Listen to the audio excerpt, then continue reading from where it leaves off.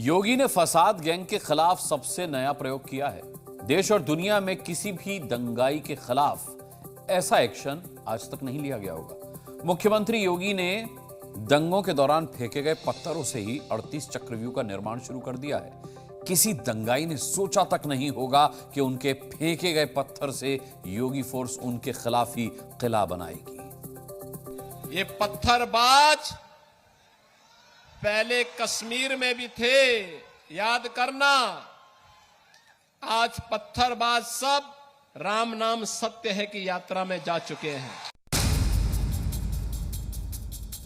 संभल की तस्वीरें देखने के बाद यूपी में कोई भी दंगाई पत्थरबाजी करने से पहले 1000 बार सोचेगा। पत्थरबाजों के खिलाफ योगी आदित्यनाथ ने बुलडोजर के बाद पुलिस चौकी मॉडल लॉन्च कर दिया है। जिन ईंटों से पिछले साल 24 नवंबर को यूपी के संभल में हिंसा हुई थी, अब उन्हीं ईंट पत्थरों का इस्तेमाल पुलिस चौकी बनाने में किया जा रहा है।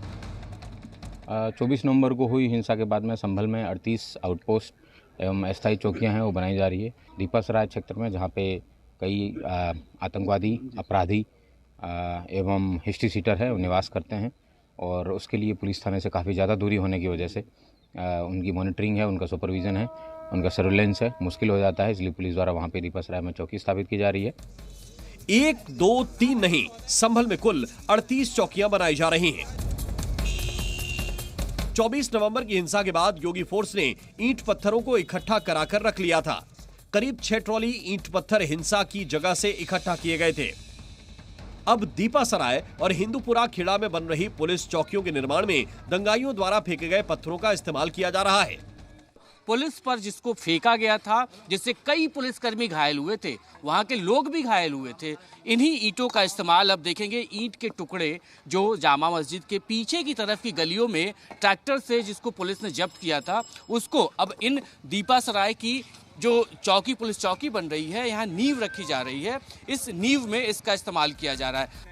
जिन इलाकों में दंगा फैलाने वाले भाईजान को पथराव करने की खुली छूट थी, वहां अब इतनी पुलिस चौकियां बन जाएंगी कि पत्थर फेंकते ही पूरी पुलिस फोर्स पहुंच जाएगी। मतलब दंगाइयों को सबक सिखाने के साथ साथ योगी ने पूरे यूपी के पत्थरबाजों को अपना मैसेज दे दिया है।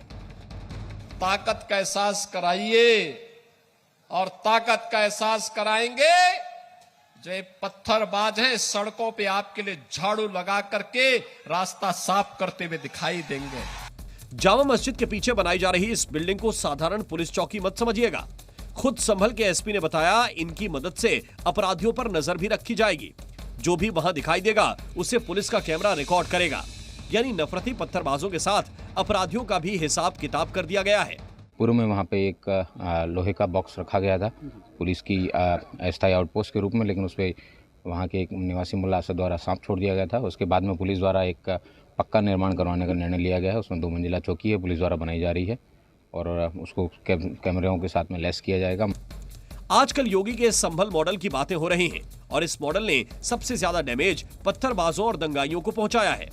कश्मीर का पत्थरबाजी मॉडल देश भर के राज्यों में हुए दंगों में इस्तेमाल हुआ, लेकिन अगर योगी के संभल मॉडल का इस्तेमाल कश्मीर में किया गया होता तो न जाने कितनी पुलिस चौकियां बन गई होती और पत्थरबाजी तो शायद बहुत सालों पहले ही खत्म हो जाती।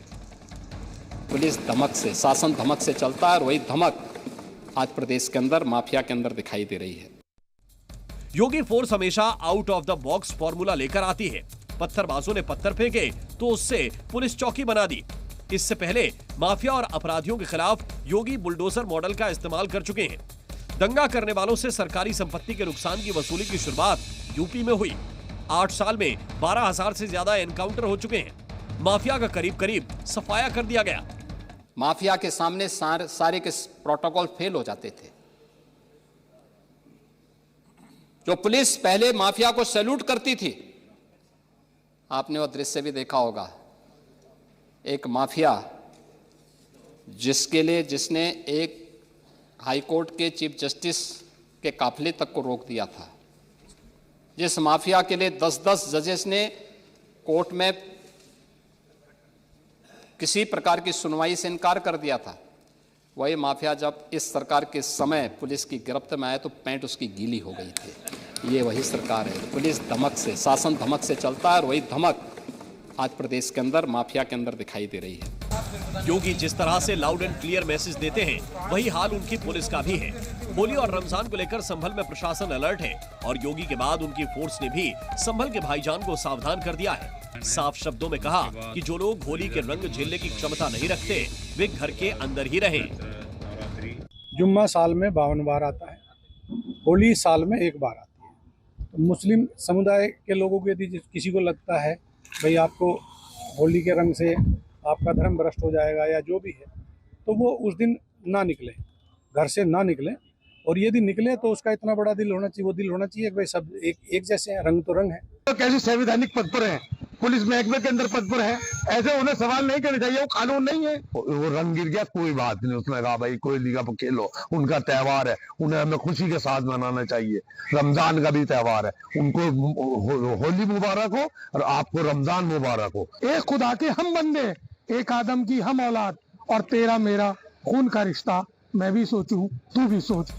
योगी फोर्स ने दोनों समुदायों से हर धर्म का सम्मान करने की अपील की, पर साथ ही चेतावनी भी दे दी। इसकी वजह है संभल के हालात। वहां विवादित जामा मस्जिद को लेकर पुलिस हाई अलर्ट मोड में है। मार्च में होली और रमजान भी एक ही दिन पड़ रहे हैं। जुमे के ही दिन होली भी मनाई जाएगी, इसलिए प्रशासन जरा सी भी ढिलाई नहीं देने वाला। राजेश तिवारी, जी मीडिया, संभल।